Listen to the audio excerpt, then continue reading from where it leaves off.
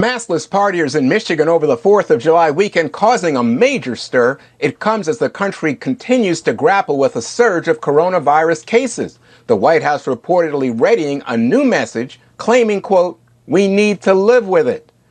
And the Trump campaign is encouraging the use of face masks at an upcoming outdoor rally this weekend in New Hampshire.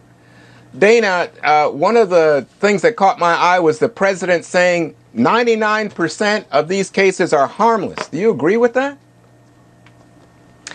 I don't know. I'm not a scientist, but I look to the doctors and I'll say, like, obviously a lot of people are getting it and recovering. We also have a better understanding for the therapeutics and the care of people and how to make sure that if they do come down with symptoms that are really debilitating, that we can make sure that they can survive. I talked to somebody this weekend who had it in March, had it bad, is still doing poorly, but his wife also tested positive but had absolutely no symptoms. So I think what doctors are dealing with is really difficult to figure out. Like it's attacking the vascular system.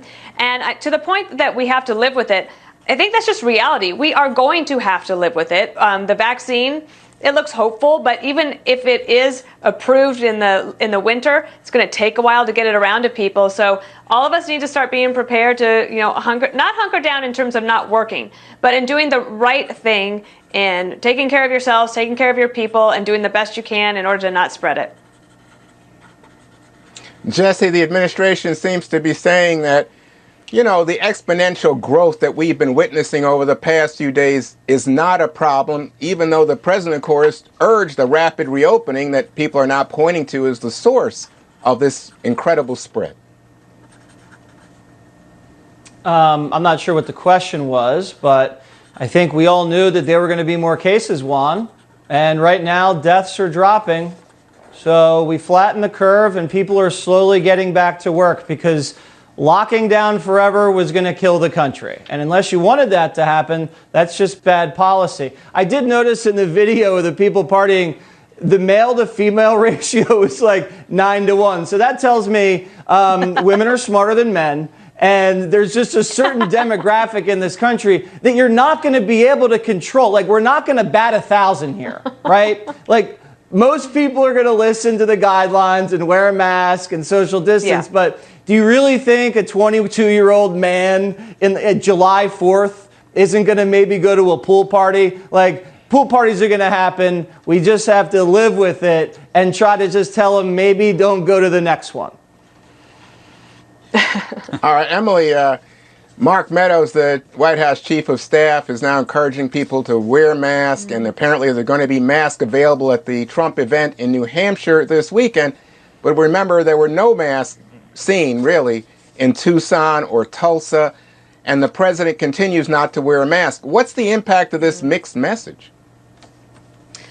I think the mixed messaging we've seen at local, state, and federal levels is in part why people have had inconsistent reactions, especially now that we are in month 5 of all of this, or longer, actually. And I think it's really incumbent upon leading by example at the local, state, and federal government level. So the use of masks, encouraging them and wearing them, that's fantastic. And to Jesse's point, absolutely, the notion that young people wouldn't be reckless in some form. I mean, we need to accept that that is going to happen statistically. And so the more we can lead by example and be reasonable about guidelines changing as we learn the effects of this disease, the better we can be. Greg, I was wondering about the political strategy here. How does the strategy of normalizing the coronavirus help the Trump campaign? I mean, obviously people are dying. This is no common cold, and I think that's evident to everybody.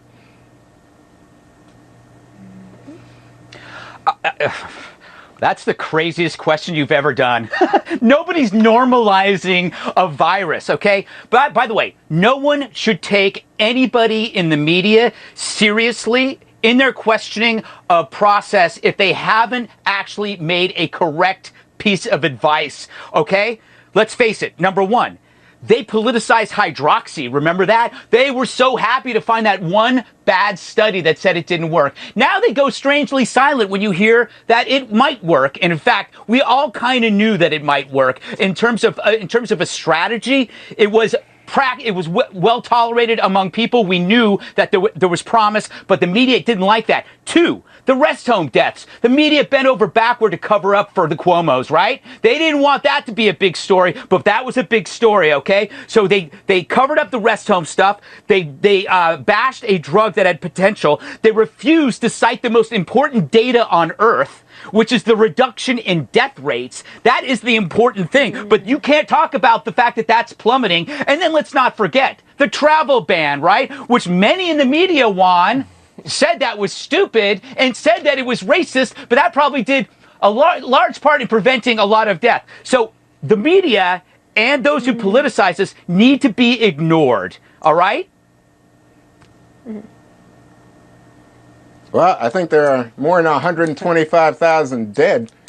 Next up, Joe Biden is promising Really? I didn't know to that, Juan. transform the Juan, nation. I was well We're going to before you talk even about knew that this. I was next on thinking The about Five. it.